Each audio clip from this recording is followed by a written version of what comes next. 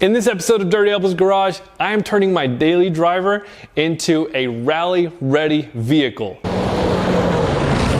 Let's get into it.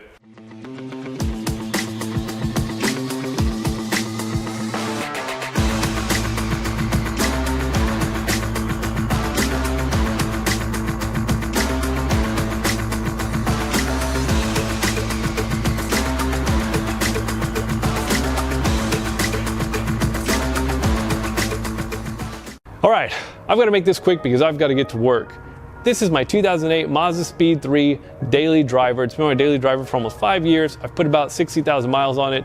And in less than a week, I'm headed to rally school out at Rally Ready. Rally Ready is a rally-based driving school here in Texas. I've been out there a couple times already and I've had a blast doing it. It's one of the best experiences you can get behind the wheel, not just for sliding the car around, which is a ton of fun, but rally driving itself is such a different conceptual style of driving that it just makes you work in a different way, and I fell in love with it the first time I tried it.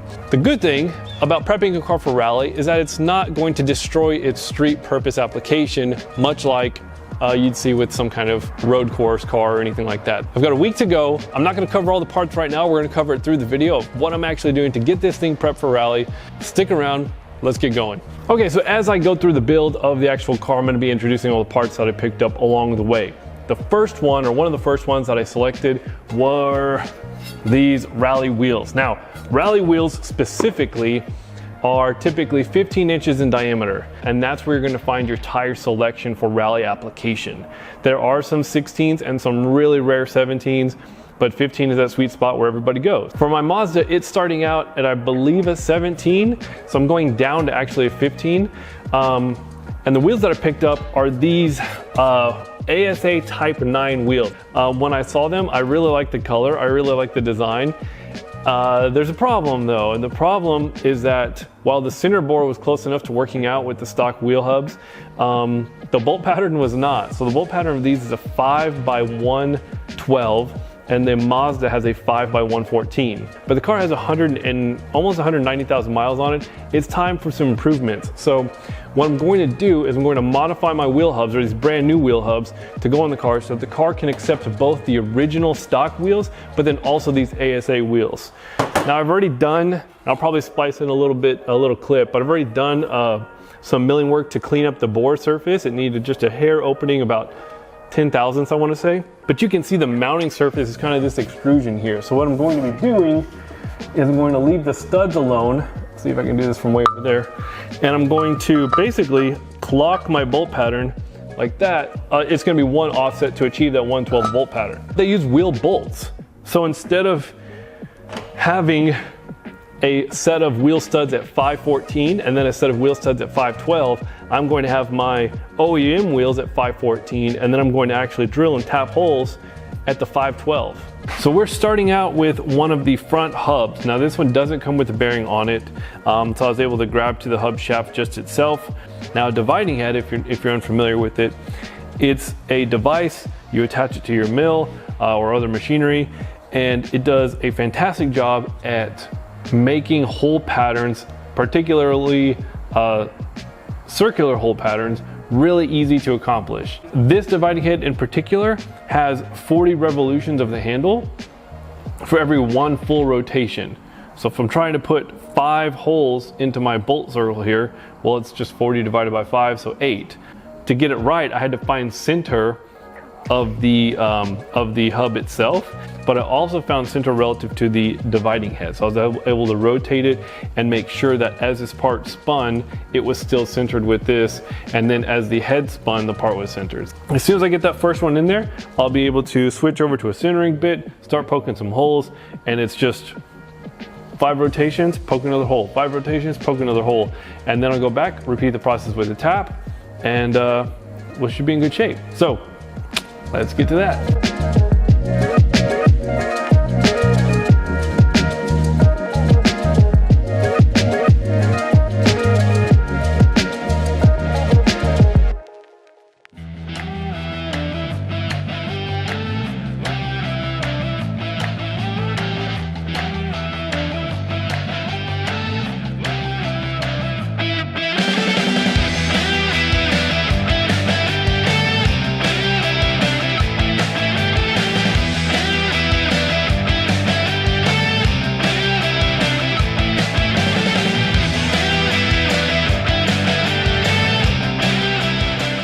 All right, right here in front of me is 20 tapped and drilled holes, all equally spaced. I tried them out on the wheels and they worked out fantastically. Let's talk about the tire that's gonna wrap on those wheels. This is a tire from Kraken Racing Concepts. Now that's a company that I happened to find online after doing a little bit of research for rally tires and kind of what was out there on the market. There's definitely some bigger name brands. This one seems to be a little bit smaller of an operation, but I like the idea of somebody actually creating tires specifically for this sport, and it being a small business, at least seemingly a small business. I wanted to support that. So I went ahead and purchased their tires. Of their lineup, this is their Eurocross. They're for 15-inch wheels, so they're definitely gonna fit there. They're actually a bit more narrow than my OEM wheels, but the diameter is essentially spot on. So my speedometer and everything else, torque curves, everything I expect from the engine should be a 1-to-1 effectively. So I'm gonna take this down to my local tire shop and get these mounted on those wheels. All right, I'm back from getting these tires mounted on the wheels, and this is way too cool not to share right now. So I think the bronze, the green is just so cool. I cannot wait to get them on the car. So let's go ahead and start pulling off some OEM wheels and tires. We're gonna pull off those brake rotors. We gotta drill those, and then we've got bushing work to do, and I'll cover that in a bit, as well as the suspension, which is probably the coolest part of this whole thing. So let's keep going.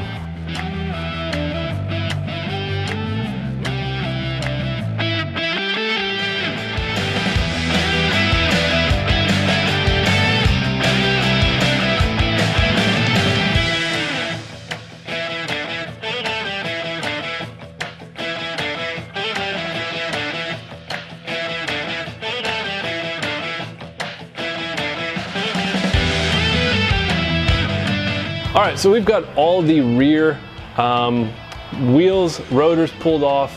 I've re-drilled the rotors for the rear of the car. I haven't done the fronts just yet, but I decided I'm gonna try and finish out the back half of the vehicle first before I continue at the front. I am going to be changing all of my bushings out. After 190,000 miles or so, these are really used up. It's time for a refresh anyways, and I decided to go with a full kit from White Line. So we're going polyurethane all the way around. I've got a whole box of them here, and yeah, let's keep it going. It's gonna be a lot more pulling things off, some press work, getting some bushings in and out. So let's get started.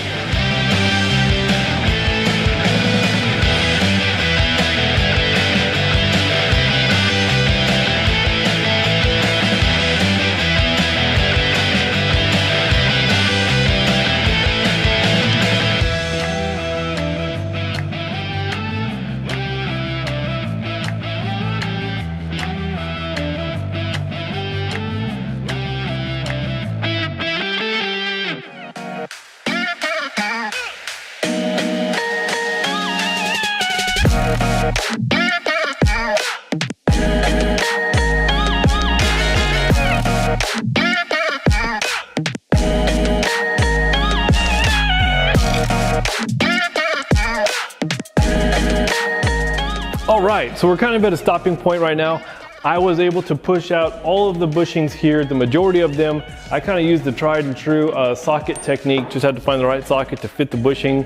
The only thing I had to make as far as a die or something to press out the bushings was I cut this piece of steel right here.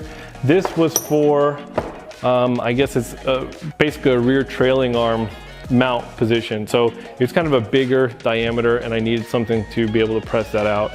So like I said, I got all that out. This is that rear trailing arm weldment. There's an arrow that points to the direction that blade is supposed to sit for mounting in the vehicle.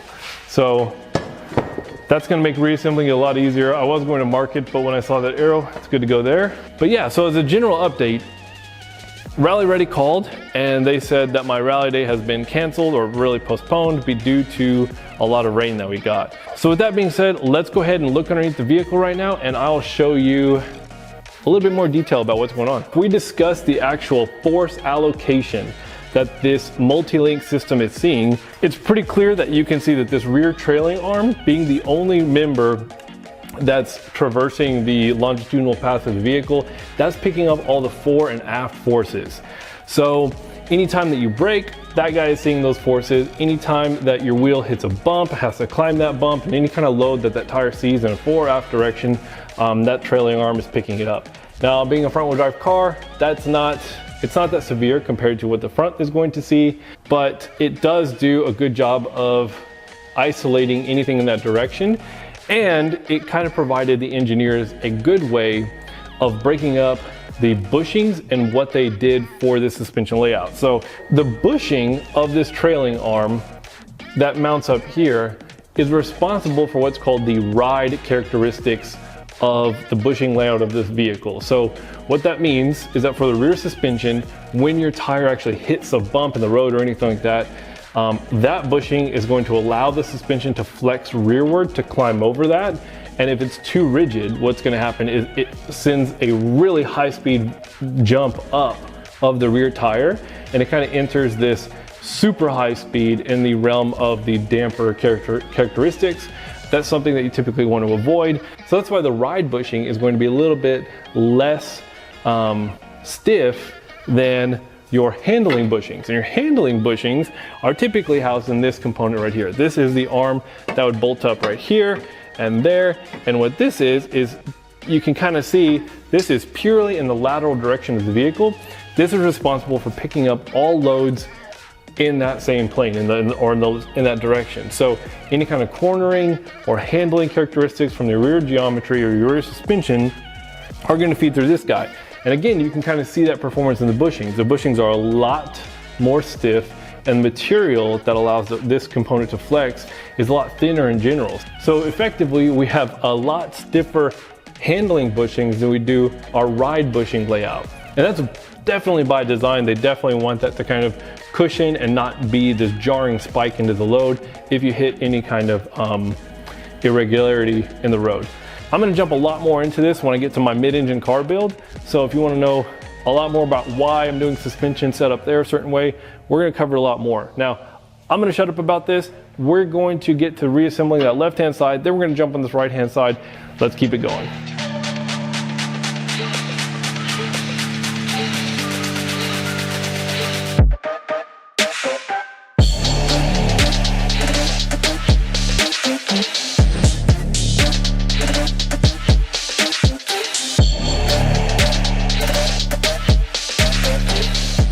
I've gone ahead and torqued down the bolts that mount the, I guess the frontmost bushing of the rear trailing arms.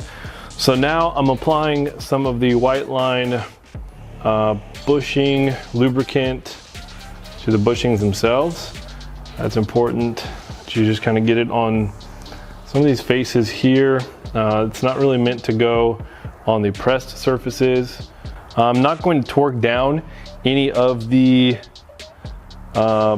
other control arms or any of the other bushing joints until we're at ride height.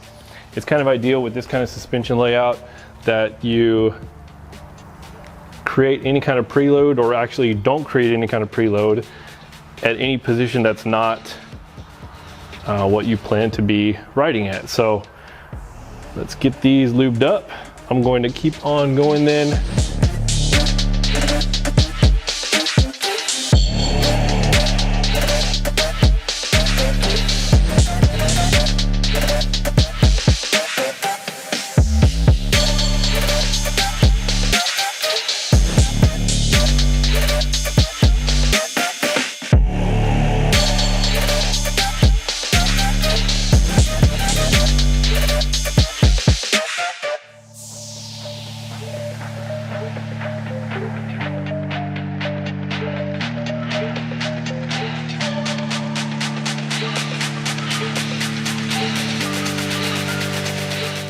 All right, so last night I was able to pull the rear strut out of the vehicle.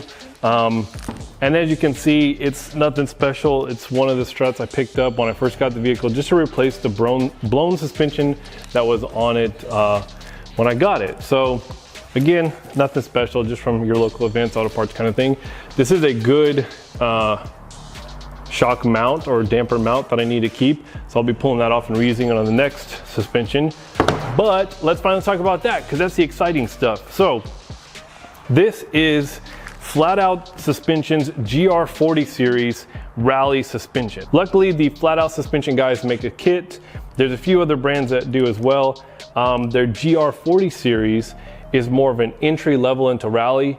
So right off the bat, you're gonna see the rear suspension is an inverted setup, and that's a common rally thing, and you're gonna notice that a lot more with the front suspension than the rear. But basically, where the canister for the rear damper was on the lower end, the canister is on the upper side for the rear suspension here, and then your rod is actually down here on the lower end. So I haven't taken the front suspension off the car yet, so you won't be able to kind of see an apple-to-apple comparison, but this is an inverted suspension component specifically for rally use. So what they do is they use the barrel of the canister as a structural component that's gonna see a lot more abuse, especially in a rally setting, and they use that as a sliding member of the control arm or of the suspension component, as opposed to the rod like you'd typically see.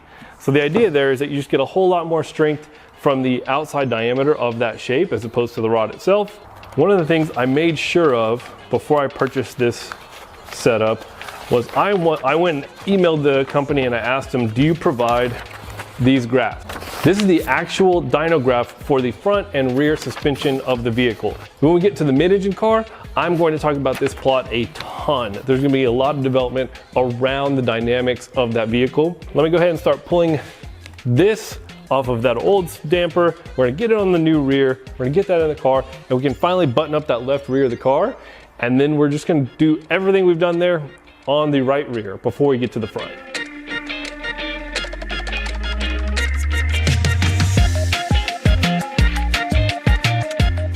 It's been a pretty big jump ahead in time. Me and the rally school could not get our schedules to align, so that gave me more time to work on the car, and I just kept on pushing back the build while other priorities kept on jumping up in front of it.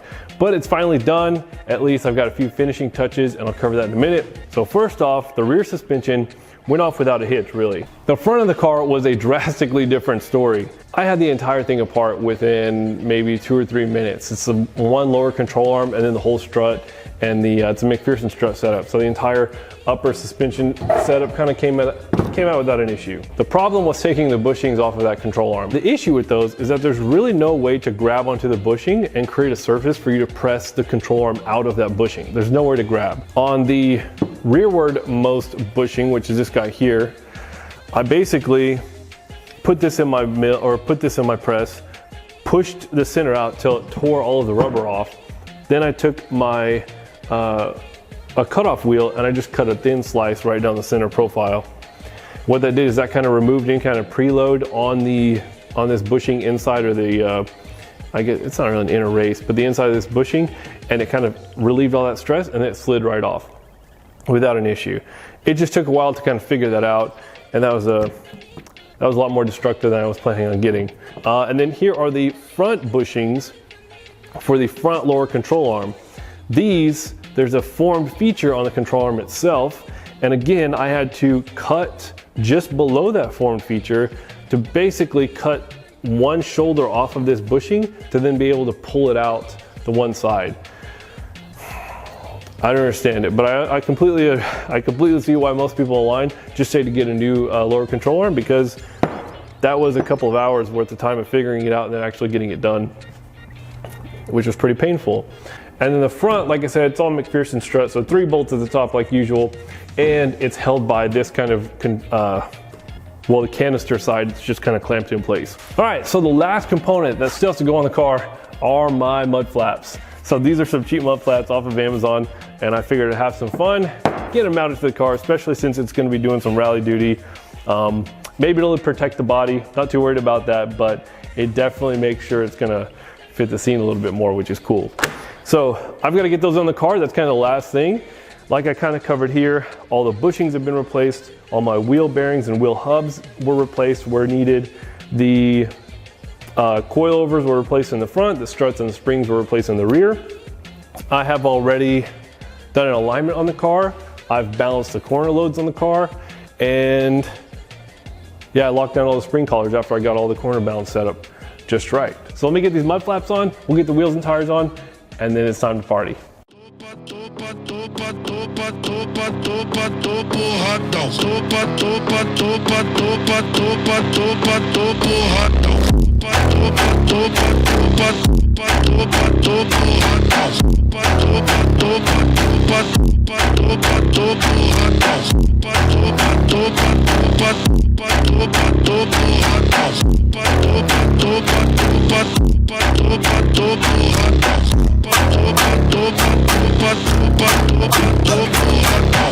Today's the day. We've got the Mazda in tow. We're headed out to Rally Ready.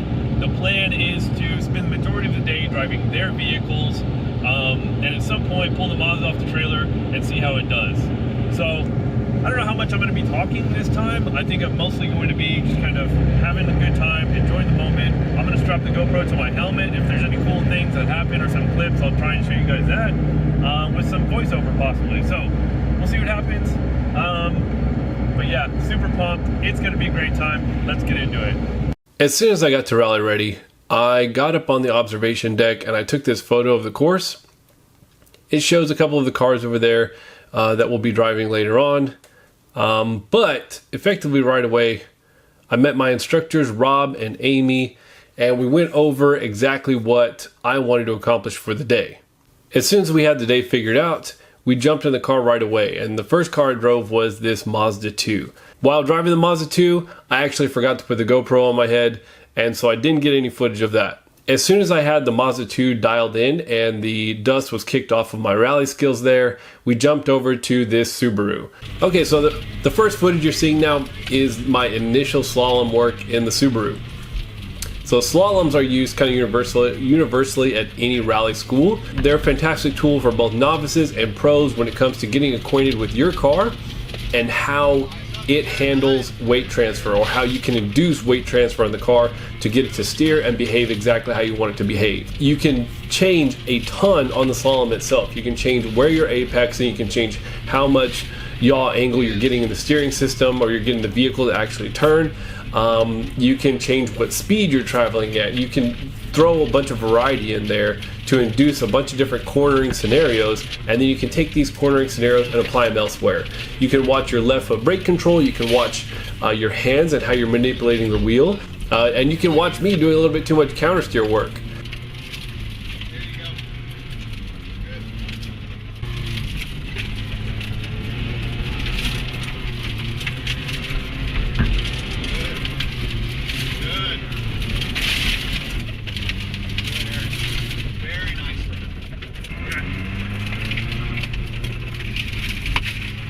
After a good chunk of slalom work, you're going to see that I have actually started to really dial in minimal steering input, but the vehicle is still rotating, changing direction, and we finally synced up with this vehicle, and I've got its handling dialed in. So after this, it was time to open up the rest of the course and not just stay on the slalom path, and that's exactly what we did. When we first started to get away from the slalom, we kind of took it easy, just exploring the different courses off of the slalom area itself. Rob was just giving me some verbal directions on which way he wanted me to go, and then I was getting a feel for the car.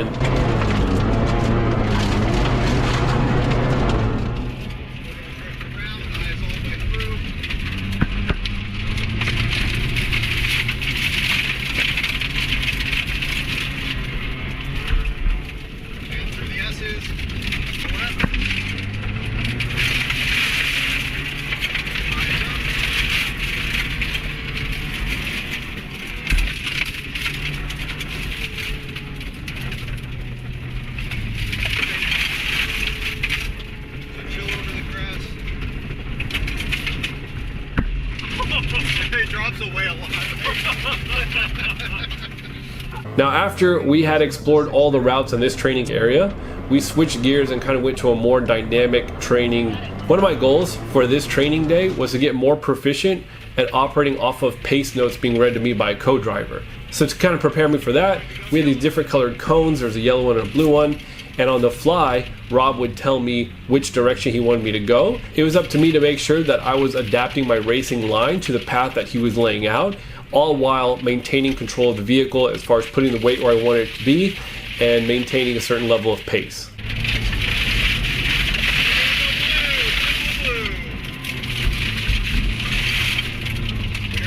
blue. Exiting this, we are going to go blue. Into yellow, to the back of the column. Good.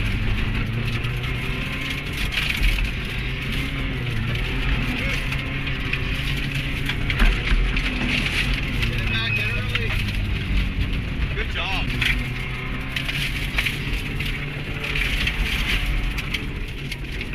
Blue.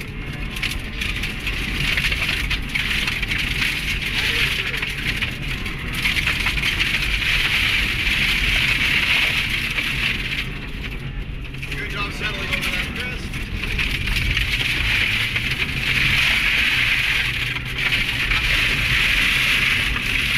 Blue. To yellow. This S-curve or chicane right here is a ton of fun to take at a lot of speed. You can scrub off plenty of it while you pitch the vehicle significantly sideways. I was having a lot of fun with that, so much so that I almost drove it off the course right there. I was able to save it, keep it on the track.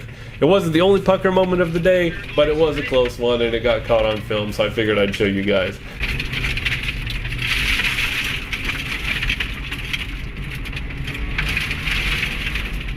Alright.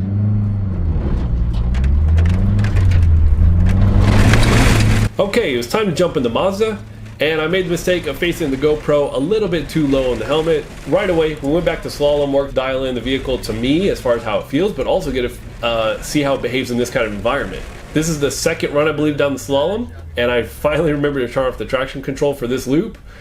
But what we noticed right away was that the Mazda performed way above my expectations as far as responsiveness and responsiveness to the weight transfer that I was sending it. Its ability to grab and let go on command was phenomenal, but instead of talking more about it, here's Rob. I don't know, I think it feels really good. I'm super I'm impressed. stoked. Yeah, I mean, it feels, it's interesting because the back end, it rotates easily, but it feels like it kind of grips up like really linearly. Like it doesn't feel super skatey in the back end. No. What a great car, dude. Yeah, this is sick. Those tires are good. After we were done with the slalom work, it was time to take the Mazda around the full course. Now again, that camera's pointing in the wrong direction, which I'm going to cut out a lot of stuff where it's just facing at the dash. That's unfortunate, but long story short, the Mazda did so well. It did so above expectations. I cannot wait to bring this car out for more competition at a higher level.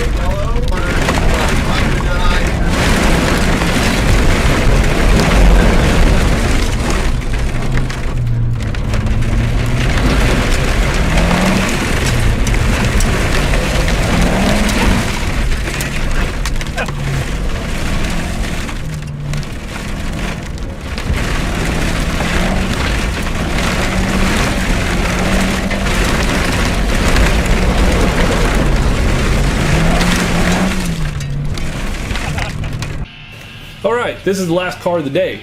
This is a caged Subaru training car that they use for driving in the woods specifically, where your primary goal is to work off of pace notes.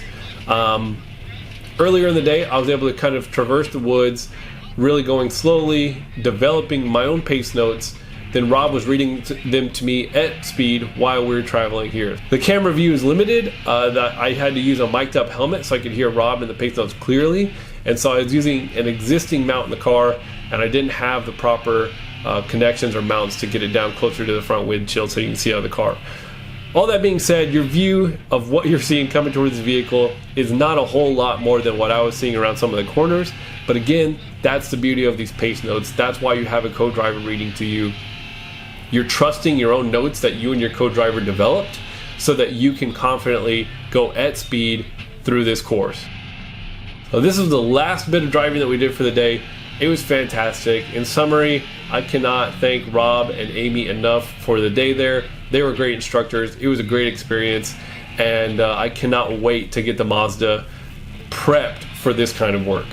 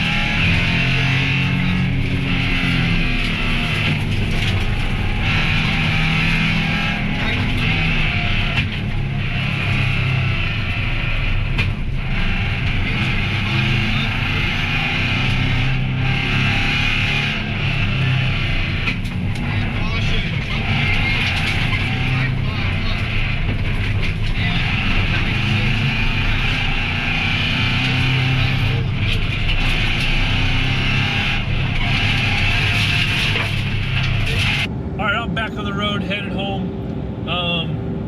It's been a hell of a day. The Mazda did so damn good. I can't comment about how impressed, or I can't say enough about how impressed I am with how that car did. And man, I'm excited for what's to come next with it. So it's gonna be a while before you see the Mazda again, unfortunately. Right now I need to find some driving opportunities when times come up, and I need to put a cage in it before I take my rally life to the next level. So we're gonna save that for a different video, a different time. But for now, that's the end of this one. This has been fantastic. If you like what you saw, feel free to like, subscribe, all that good stuff. Thank you so much for watching. Take care.